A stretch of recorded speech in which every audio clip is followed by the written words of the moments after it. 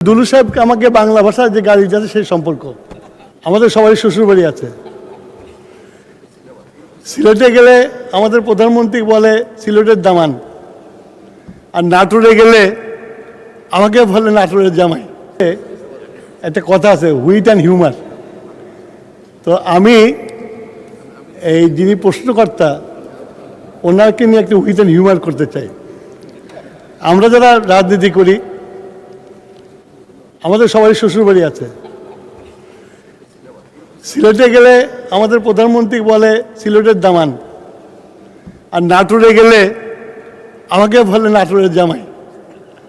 তো দুলু সাহেব যে আমাকে প্রশ্ন করছেন সেই দিক দিয়ে আমি যখন নাটোরের জামাই, তো দুলু সাহেবকে আমাকে বাংলা ভাষায় যে গালি দিয়েছে সেই সম্পর্ক।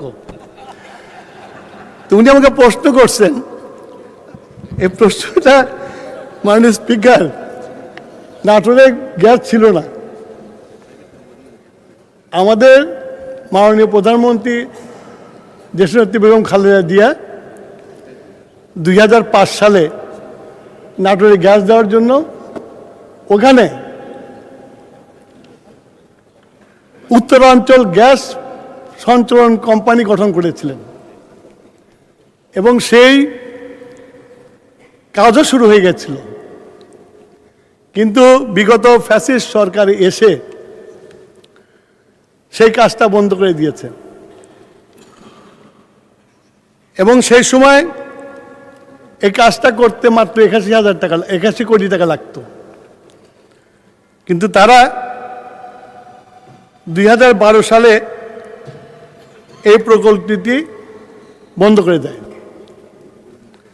এখন আমাদের দেশে গ্যাসের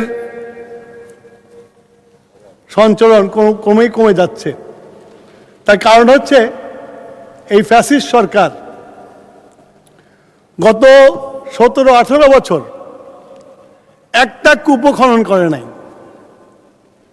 এই 17-18 বছরে যদি বছরে 4টে করে কূপ খনন করত, আমি মনে করি আমাদের দেশে গ্যাস আছে এবং গ্যাসের উত্তোলন হতো।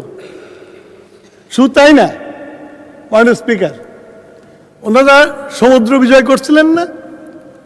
সমুদ্র বিজয় করে কত রকমের আতশবাজি জ্বালিয়েছিল, কিন্তু সমুদ্রের নিচে যে গ্যাস আছে, তেল আছে, সেটা আহরণ করেন নাই।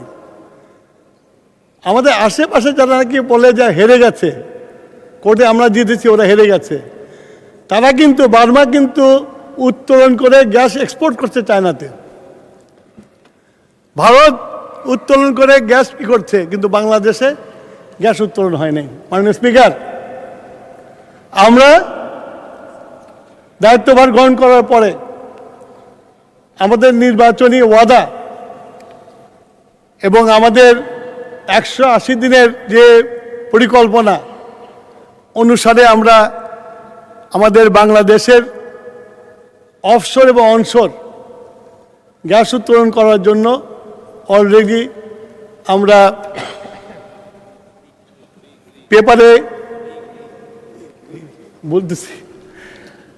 আমরা আমন্ত্রণও জানিয়েছি দেশি বিদেশি কোম্পানিদেরকে এই গ্যাস উত্তোলন করার জন্য এগিয়ে আসার জন্য। এবং আমাদের সরকার সিদ্ধান্ত নিয়েছে অতি দ্রুত আমাদের বাপেক্সের যে কয়টা